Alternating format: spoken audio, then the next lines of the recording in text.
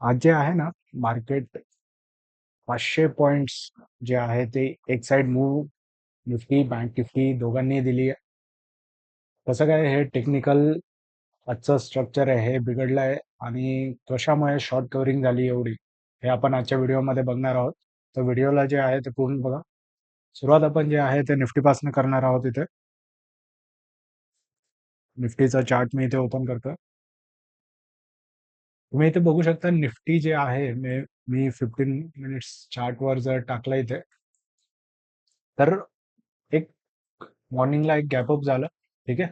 या लेवलला जे आहे ते निफ्टी ओपन झालं 24,700ला. त्याच्यानंतर निफ्टी जे आहे त्यांनी कालचा जो लो सॉरी कालचा जो लो होता तो ब्रेक केला होता. असं वाटलं निफ्टी जे आहे ते इथनं 24,200 पर्यंत येऊ शकतं. पण त्याच्या 15 मिनिटानंतर म्हणजे दीड तासानंतरच एक 150 पॉईंटची कॅन्डल जी आहे ती इथं बघायला भेटली आणि इथे आपल्याला कळालं की काहीतरी न्यूज आलेली आहे. ठीक आहे. इथे काहीतरी न्यूज पॉपअप झाली आहे असं वाटलं होतं पण इथे काहीच न्यूज पॉपअप नाही झाली. त्याच्या थोड्या वेळाने परत 15 मिनिटांनी जे आहे ते निफ्टी परत 160 पॉईंट्स डाऊन झालं. त्यामुळे इथे जी व्हॉलॅटिलिटी होती त्यामध्ये खूप जणांचे जे स्टॉप लॉस होते ते ट्रिगर झालेत ह्या दोनच कॅन्डलमध्ये.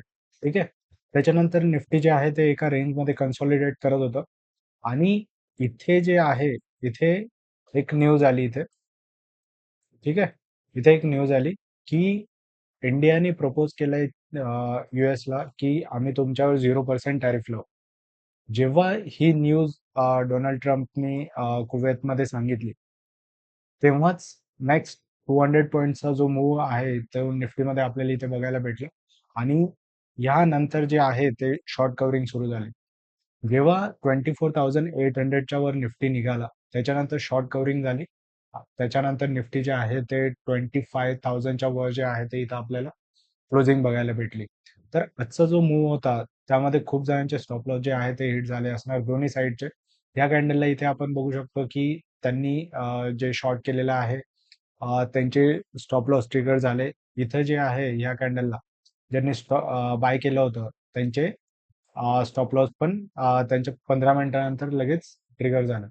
तर मार्केट जे आहे ते खूपच वोलाटाईल होतं आज. आपण जे आहे ते मार्केटमधनं थोडा जो प्रॉफिट होता तो घेऊन आपण बाहेर पडलो होतो आज. कारण की मार्केट इथेच कळालं होतं की खूप जास्त वोलाटाईल राहू शकतं मार्केट आणि न्यूज जी आहे ही अनएक्सपेक्टेड होती.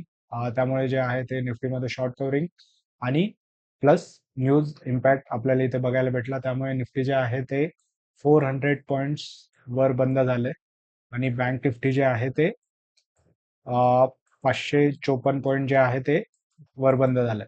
आपण थोड्या वेळानंतर बँक निफ्टीचा पण चार्ट बघणार आहोत. पण इथे आपल्याला काय समजू शकतं की आपण जे स्टॉप लॉस आहे आपलं ते स्ट्रिक्ट फॉलो केले पाहिजे. नाहीतर जे आहे ते आपल्याला मोठा लॉस आपल्याला इथे होऊ शकतो. आता उद्यासाठी आपण इथे काय करू शकतो आपण एकदा जे आहे ते हे सगळं डिलीट करूया. ठीक आहे. आता आपल्याला जो आहे तो ब्रेकआउट भेटलेला आहे. नेक्स्ट टार्गेट माझा निफ्टीमध्ये बनलेला आहे तो बनलेला आहे 25,200चा. निफ्टी उद्या या लेवलला अप्रोच करू शकतो.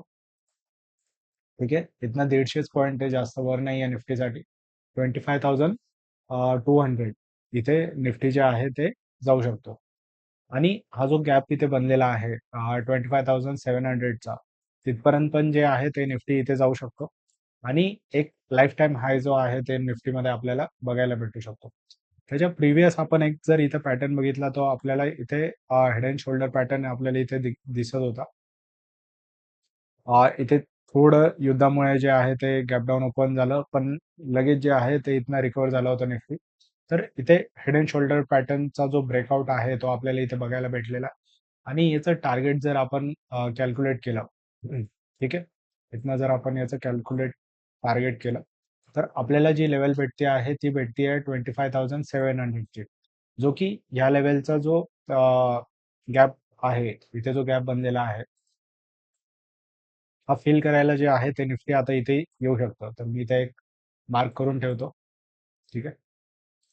या लेवलला जे आहे एक्झॅक्ट आपला टार्गेट जो आहे तो इतका निघालेला आहे 25,750चा. तर इथपर्यंत जे आहे ते निफ्टी येऊ शकतं आणि उद्याच्या दिवशी 150 पॉईंटची मूव्ह जे आहे ते आपल्याला निफ्टीमध्ये बघायला भेटू शकते. जर आज जर डाव फ्युचर जर चांगलं राहिलं, करंटली मी जेव्हा व्हिडिओ रेकॉर्ड करतोय तेव्हा डाव फ्युचर 150 पॉईंट्स डाऊन आहे. नॅसडॅक फ्युचर जे आहे ते थोडं जास्त निगेटिव्ह आहे. अ, 1% ऑलमोस्ट जे आहे ते नॅसडॅक फ्युचर डाऊन. तर बघूयात डाव फ्युचरमध्ये आजचा मूव्ह कसा होतो. जर आपल्याला गॅप डाऊन बघायला भेटलं उद्याच्या दिवशी 24,900च्या जवळपास जरी निफ्टी भेटलं, तर तो एक स्ट्रॉंग बाईंग झोन इथे आता बनतोय आणि आपला स्टॉप लॉस जो आहे तो 24,500चा असणार आहे आता निफ्टीमध्ये. तर आपण बँक निफ्टी बघूयात. निफ्टी जे आहे ते उद्यासाठी खूपच स्ट्रॉंग आहे. तर तुम्ही बाईंग जी आहे ते निफ्टीमध्ये करू शकता. आपण आता बँक निफ्टीचा टेक्निकल स्ट्रक्चर बघूयात. बँक निफ्टी लाईफ टाईम हायचा जे इथे मी लाईन ड्रॉ केली होती, तुम्ही इथे बघू शकता. ही जी लाईन मी ड्रॉ केली होती त्याच्या वरचा ब्रेकआउट जो आहे तो आपल्याला एकाच कॅन्डलमध्ये भेटला होता. 600 पॉईंट जे आहे ते बँक निफ्टी मूव्ह केलं एका तासामध्ये आणि ऑलमोस्ट जी क्लोजिंग झालेली आहे बँक निफ्टीची ती झाली 55,350च्या जवळपास. तर बँक निफ्टी उद्यासाठी जे आहे ते लाईफ टाईम क्रॉस करायला तयार आहे आणि 56,000 जे आहे ते बँक निफ्टीमध्ये आपल्याला उद्याच्या लेवलला बघायला भेटू शकतं. जर बँक निफ्टीमध्ये काही कारणास्तव आपल्याला बँक निफ्टी जे आहे ते 55,000च्या लेवलला भेटलं, काही जरी निगेटिव्ह न्यूज जर आली, तर आपल्याला 55,000च्या तिथे एक स्ट्रॉंग बाय आपण बँक निफ्टीमध्ये करू शकतो. आणि बँक निफ्टीचे जे मोठे मोठे कंपोनंट्स आहेत जसे की HDFC बँक, ICICI बँक, त्यांनी पण लाईफ टाईम हाय क्रॉस केलेला आहे. आपण थोड्या वेळात ICICI बँकचा पण चार्ट बघणार आहोत, ज्याने की लाईफ टाईम हाय जो आहे तो क्रॉस सॉरी, लाईफ टाईम हाय जो आहे तो क्रॉस केलेला आहे. तर हे जे झालं आपलं इंडेक्स रिलेटेड. आपण आता जे आहे ते गोल्ड रिलेटेड पण बघूयात. गोल्डमध्ये काय मूव्ह चालू आहे. गोल्डचा चार्ट मी इथे ओपन करतो. तुम्ही बघू शकता गोल्ड जे आहे ते गॅप डाऊन ओपन नंतर जे आहे ते रिकवर करत आहे आता 90,000च्या जवळपास. 90,800च्या जवळपास गोल्ड गेलं होतं आणि मी इथे एक रेंज बनवून ठेवलेली आहे. या रेंजमध्ये जे आहे ते गोल्ड ट्रेड करू शकतं. ही जी रेंज इथे बनलेली आहे या रेंजमध्ये जे आहे ते गोल्ड ट्रेड करू शकतं. वर जे आहे ते 97,500 आणि खाली जे आहे ते 90,500. तर तुम्ही इथे बघू शकता जर ही लेवल जर ब्रेक केली गोल्ड, तर खाली जे टार्गेट आपलं बनता येते 86,000 पर्यंत जे आहे ते टार्गेट गोल्डमध्ये आपल्याला बघायला भेटू शकतं. कारण की जी रिस्क फॅक्टर सध्या बनला होता सगळीकडे, तो आता कमी होत चाललाय आणि इथनं जे आहे ते गोल्ड मला तरी असं वाटतंय की साईडवेज जाऊ शकतं. आता आपण सिल्वरचा पण चार्ट बघूयात एकदा आणि त्यानंतर जे आहे ते मी अ, माझं प्रॉफिट काय झालं होतं आणि त्यामध्ये ट्रेडमध्ये कोणती मी आज चूक केली होती ते पण मी तुमच्या सोबत शेअर करणार आहे. तर सिल्वरमध्ये पण बघू शकता तुम्ही एक गॅप डाऊन ओपन झालं होतं आणि तिथनं जे आहे ते आता सिल्वर रिकवर करताय. ऑलमोस्ट गॅप डाऊन झाल्यानंतर सिल्वर जे आहे त्यांनी लो जो लावला होता तो 93,800चा लो लावलाय आणि तिथनं 1000 पॉईंटचा जो मूव आहे तो आपल्याला सिल्वरमध्ये बघायला भेटलेला आहे. तर आपण आता जे आहे ते पोझिशन मध्ये जाऊयात आणि इथे बघू शकता तुम्ही ही आजचा जो माझा ट्रेड आहे तो मी पहिलेही घेतला होता अंबुजा सिमेंट. मी ऑर्डर मध्ये पण तुम्हाला दाखवतो. अंबुजा सिमेंट मी बाय केला होता 9:32 या मागचं कारण जे होतं ते सगळे सिमेंट आणि स्टील जे आहे ते दोघं सोबत चालतात. त्यामुळे अंबुजा सिमेंट जो आहे तो आज चांगला परफॉर्म करेल असं मला वाटलं होतं. त्यामुळे मी अंबुजा सिमेंट जो आहे त्याचं टेक्निकल स्ट्रक्चर बघून आणि स्टॉप लॉस जो आहे तो माझा एकदम स्ट्रिक्ट होता. रिस्क टू रिवॉर्ड जे आहे ते इथे खूप स्ट्रॉंग होतं माझं. त्यामुळे मी अंबुजा सिमेंट बाय केलं होतं. पण थोड्या वेळानंतर 10 मिनिटानंतर मला असं जाणवलं की मार्केट जे आहे ते खूपच वोलाटाईल होत आहे. त्यामुळे मी लगेच जे आहे ते अंबुजा सिमेंट इथनं एक्झिट केलं. ठीक आहे. 10 मिनिटामध्ये एक्झिट केलं. त्यानंतर मला एक 10 मिनिटानंतर परत एक अपॉर्च्युनिटी दिसली DLF मध्ये. कारण की सगळे जे रियालिटी सेक्टर जो आहे तिथे जर आपण चार्ट बघितला रिअल्टी सेक्टरचा, मी तर डेली चार्ट ओपन करतो. तर हा जो आहे तो चांगला परफॉर्म करत होता. त्यामुळे जे आहे ते रियालिटी सेक्टरमध्ये पण जे आहे ते मला चांगला मोमेंटम दिसत होता. सगळे Lodha, Godrej properties, prestige estate हे सगळे चालत होते. त्यामुळे DLF जो आहे तो माझा नेक्स्ट चॉईस ठरला आणि मी DLF ला इथं बाय केलं. बाय केल्यानंतर जे आहे ते मी लगेच एक अर्धा तास वेट केला आणि DLF ला पण जे आहे ते इथं मी क्लोज केलंय. तुम्ही बघू शकता. एका तासानंतर मी क्लोज केलंय कारण की DLF मध्ये एक स्टॉप लॉस होता माझा 688चा. तिथे जे आहे ते स्टॉप लॉस होता. वर हा 700 पाचशे जाऊन आला होता. मला वाटलं 702 703च्या जवळपास जे आहे ते आपण प्रॉफिट बुक करूयात. पण जे आहे ते मी पहिलेच इथनं एक्झिट केलं.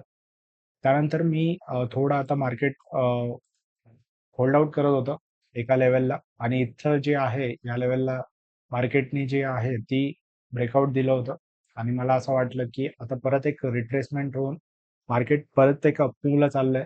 त्यामुळे इथे बाईंग लेवल चालू झाली होती आणि इंडेक्स मी पण चेक करत असतो. इंडेक्स ज्या इंडेक्समध्ये जास्त ऍक्टिव्हिटी आहे त्या इंडेक्सचे स्टॉक जे आहे ते आपण सिलेक्ट करतो.